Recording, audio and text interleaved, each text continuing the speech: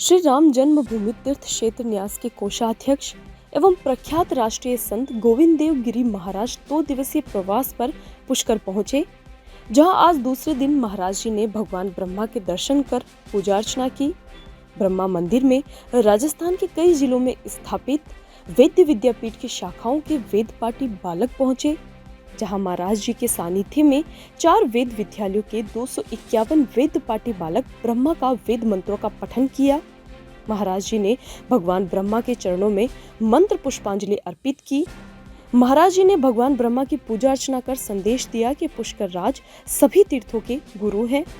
भागवत कथा में भी पुष्कर राज का महत्व बताया गया है। सभी वैदिक बालकों व भक्तों को महाराज जी ने आशीर्वचन दिया। आचार्य रामकरण ने बताया कि यहाँ संतोषी माता ढाडी स्थित श्री ब्रह्मा सावित्री वैद्य विद्यापीठ में महाराज जी ठहरे हुए हैं। आचार्य ने 2 दिवसीय कार्यों की जानकारियां साझा की। गौरतलब है कि गोविंद देव गिरी महाराज न केवल श्री राम मंदिर निर्माण से जुड़े हुए महत्वपूर्ण व्यक्तित्व हैं, बल्कि वेद व्यास परंपरा के एक प्रखर प्रवक्ता भी हैं, जिनकी वाणी और दर्शन देश भर के भक्तों को प्रेरित करता है। अभी पुष्कर स्थित ब्रह्मा मंदिर में परम पूज्य स्वामी श्री गोविंद देव गिरी जी महाराज का आगमन हुआ। पूज्य स्वामी जी ने ब्रह्मा मंदिर का दर्शन किया।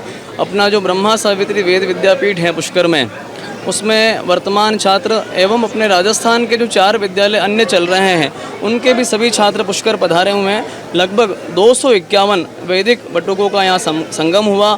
साथ में उनके आचार्यगण भी है। सबने मिलकर के यहाँ पर ब्रह्म सूक्त का पाठ किया। सर्वप्रथम गणेश जी के अथर्व शीर्ष का पाठ किया, मंत्र पाठ किया।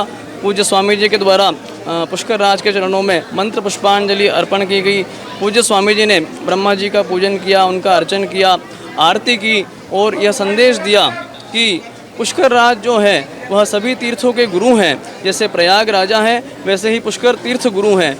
स्वामी जी ने कहा कि हम जो भागवत पढ़ने के लिए वृंदावन जाते हैं, वो वृंदावन तो महत्व है ही, लेकिन पुष्कर राज का भागवत में बहुत बड़ा महत्व बताया गया है। जो भी व्यक्ति पुष्कर राज में श्रीमद् भागवत का पाठ करता है, पारायण करता है, उसको निश्चित ही भगवान कृष्ण की भक्ति की प्राप्ति होती है। पूज्य स्वामी जी ने यह भी कहा, यहाँ जो हमारी नाग पहाड़ी है, उसमें आज भी कई सिद्ध महापुरुष अदृश्य रूप से व्यक्त हैं। वे यहाँ साधना कर रहे हैं। पुष्कर तपस्थली है, पद्म पुराण में आया है, पुष्करे दुष्करम वासः, पुष्करे दुष्करं तपः, पुष्करे दुष्करं दानम, गंतुं चैव दुष्करम। पुष्कर में निवास करना बड़ा दुर्लभ है।